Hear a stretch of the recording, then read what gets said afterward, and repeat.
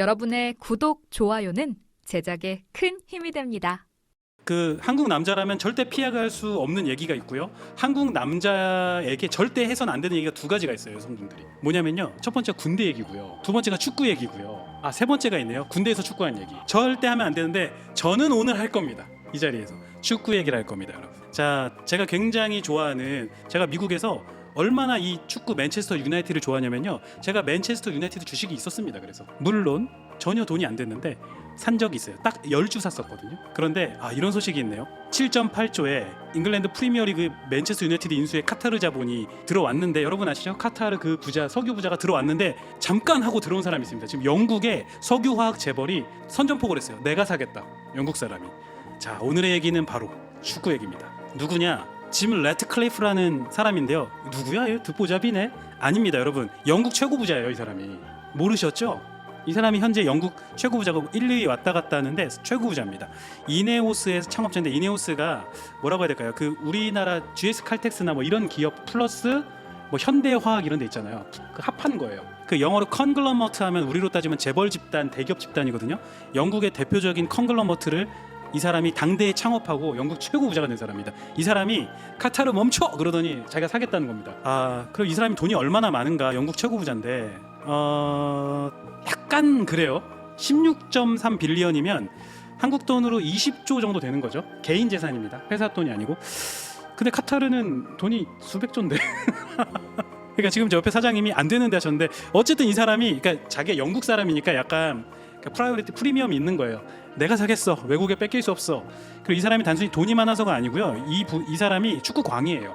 지금도 프랑스 1부 리그왕의 팀 하나 갖고 있고요. 제가 알기로 유럽의 1부 리그격인 팀 2개를 갖고 있습니다. 이미 이 사람도 보통 사람이 아니에요. 지금 축구에 있어서는. 여하튼 출사표를 던졌습니다. 제가, 이 사람이 되게 부자잖아요. 근데 이 사람이 그래봐야 전 세계 지금 111등이거든요. 작년 말 기준으로 20조 있어도 전 세계 100등 안에 못 듭니다, 여러분.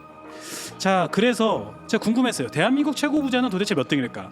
카카오톡 만든 카카오의 김범수 의장하고요, 제드래곤 형님 있잖아요. 이재용 씨, 삼성전자 회장이죠. 지금은 공동으로 한국 사우스코리아 1등인데 전 세계 223등에 불과합니다. 물론 숨겨둔 재산까지 하면 다르지만 공개된 재산만.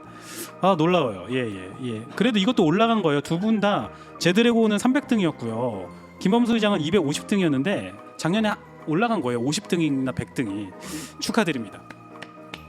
스콘만큼이나 달콤한 소식이죠. 제 돈은 아니지만 괜히 뿌듯. 그렇습니다. 자, 어쨌든 간에, 자, 그런데 아까 맨체스터 유나이티드 얘기를 하다 우리가 이렇게 왔잖아요.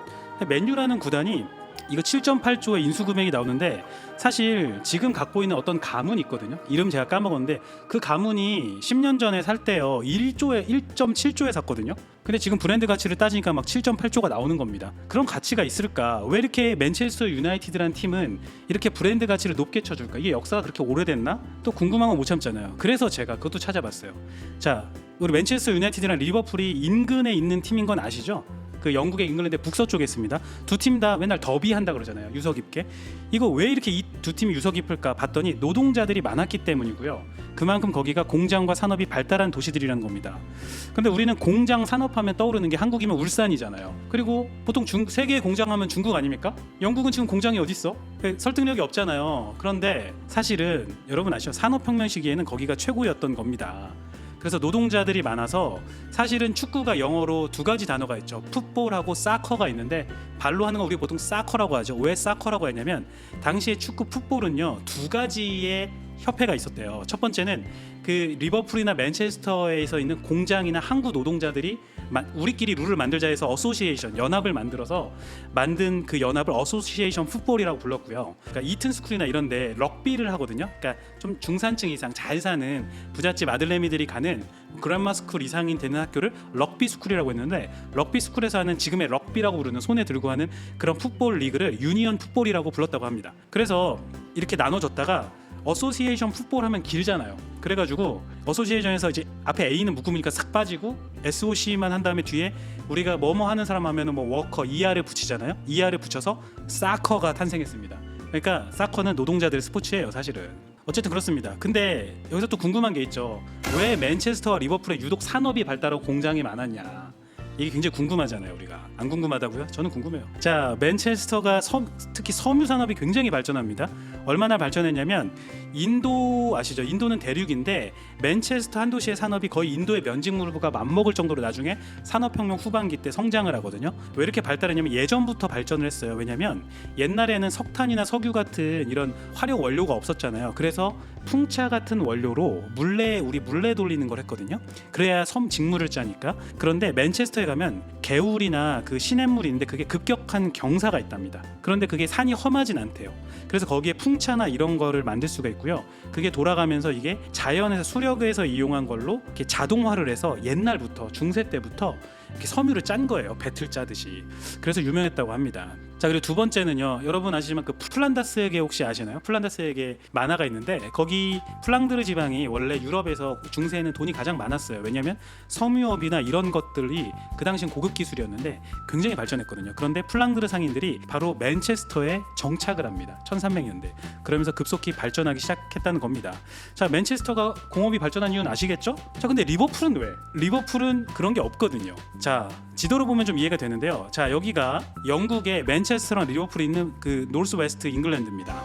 자, 확대된 게 왼쪽에 있는데 잘 보시면 맨체스터는 약간 내륙이죠. 그리고 리버풀은 항구 도시입니다. 요게 힌트입니다. 리버풀에서는요, 공업이라기보다는 지금 인천 같은 거예요. 남동공단이나 이런 항구가 발전했던 겁니다. 근데 왜 맨체스터랑 리버풀이 근처에 있긴 하지만 이게 그래도 97km가 되거든요, 거리가. 근데 무슨 더비를 하냐? 그 비밀은 철도에 있습니다. 규련동 사시는 분들은 규련동이 왜 만들어진지 아시죠?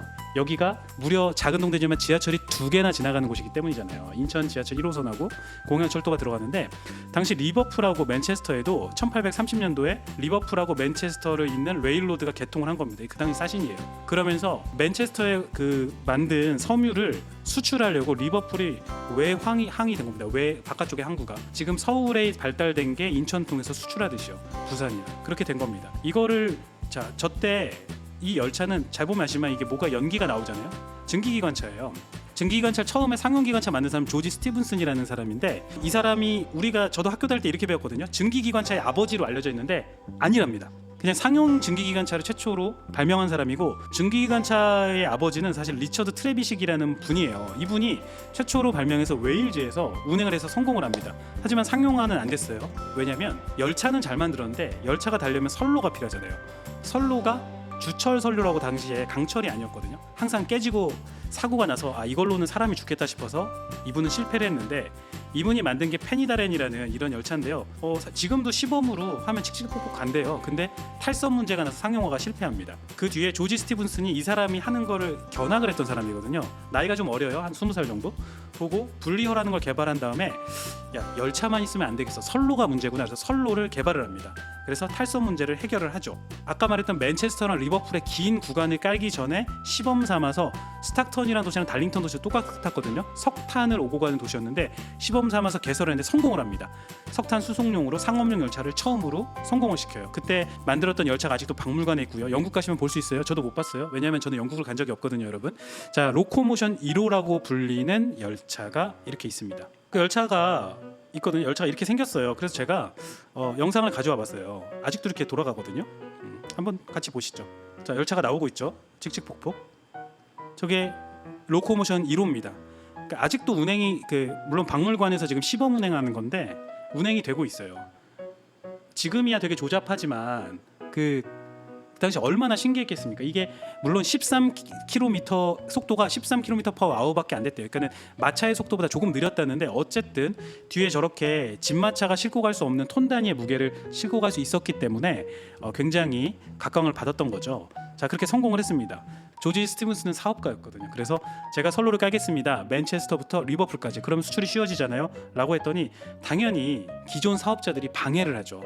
당시에는 그 열차가 없기 전에는 사실 수로가 편했거든요. 그래서 운하 운송업자들이 있었어요. 거기 아까 지도를 보여드리면 아시는데 여기 보면 강이 있어요. 리버풀부터 안쪽으로 자그마한 강이 있는데 그 강을 넓혀서 운하를 파서 운송을 했대요. 그 운하 운송업자들이 방해를 한 겁니다. 그리고 자기가 증기기관차를 하고 싶은 사람들이 그걸 뺏으려고 계속 방해를 한 겁니다. 똑같아요. 정치인들한테 로비를 하고 그래서 그러니까 조지 스티븐슨이 굉장히 머리가 비상한 사람이에요. 그러면은 시합을 하자. 1등이 열차를 깔자. 이렇게 해버립니다. 콘테스트로 해결합니다. 자, 그래서 이름이 레인힐 기관차 경주대회인데요. 이게 당시 신문에 났던 사파예요. 이렇게 시합을 한 겁니다. 이렇게 선로 깔아놓고 시작하면은 1등을 하는 사람이 이제 선택을 받게 되는 건데, 당연히 뭐 조지 스티븐슨이 1등을 하긴 하거든요. 근데 당시에 어처구니 없는 게 증기기관차를 갖고 와야 되는데, 어떤 사람은요 말을 올려가지고 말이 이렇게 구르면은 우리 왜 러닝머신처럼 그 동력으로 가게 해버렸어요. 참 그래도 뭐 시합에 참가할 수 있게 해줬답니다. 그리고 무려 이게 결선에 올라온 5팀 중에 하나가 이렇게 말로 끌었대요. 증기기관차 시합인데. 자, 어쨌든 간에 당시 이제 조지 스티븐스는 그 아까 말했던 브리허보다 업그레이드된 더 로켓이라는 열차를 들고 나왔는데, 최고 속도가 무려 48km/h가 나옵니다. 48km면 굉장히 빠른 거죠. 지금도 우리 도시에 들어갈 때는 속도 제한이 어린이 그 보호구역은 30km밖에 안 되잖아요. 48km면 지금 속도도 느린 건 아닙니다. 근데 무려 뒤에 열차들을 싣고 갈 수 있는 거죠. 네, 그런 겁니다. 예, 한 분이 저도 스콘 먹고 싶네요 했는데, 스콘을 드시고 싶으면은 여기 오셔야 해요. 여기 오시면 돼요. 오시면 드려요. 왜 안 오시지? 아까 카톡으로 오신다는 분 있었는데 왜 안 오시지? 참 이게 참 그렇습니다. 여러분을 기다리고 있습니다. 그렇게 해서 조지 스티븐스는 최고 속도를 많이 해서 1등을 하고요. 결국에 이 로켓토로 리버풀과 맨체스터 유나이티드래요. 맨체스터 사이에 열차 사업을 독점을 하게 됩니다. 그 영상도 있어요. 지금도 거기 가면 이 로켓토를 그 관광업에서 보여준대요. 이렇게 타실 수 있대요. 로켓토입니다. 이게 지금도 운행을 합니다. 거기 관광열차처럼 이렇게 딱 봐도 아까 보셨던 것보다 굉장히 세련됐죠. 이렇게 열차나 이런 게 스팀 나오는 게 벌써 힘이 세 보이고, 보면은 사람들이 이렇게 많이 태우고 후진도 하고 직진도 하고 그리고 제동도 하고 멈출 수도 있고, 이렇게 굉장히 발달된 형태로 이런 로켓이라는 것으로 조지 스티븐슨이 사업권을 따내고, 우리에게는 잘못 알려져 있긴 하지만 증기기관차의 아버지가 되었습니다. 제가 이걸 왜 준비했냐면 사실은요 맨체스터 유나이티드 때문이 아니었고, 어저께 2월 21일이 아까 그 비운의 철도의 아버지, 비운의 천재 리처드 트레비식이 최초로 증기기관차를 성공한 날이 어저께였거든요. 갖고 왔어요. 안 됐잖아요. 아무에게도 기록이 안 됐습니다. 이 사람 이름은. 이분 대단한 천재였는데, 그런 안타까운 마음 때문에 이런 얘기를 나눠봤고요. 네.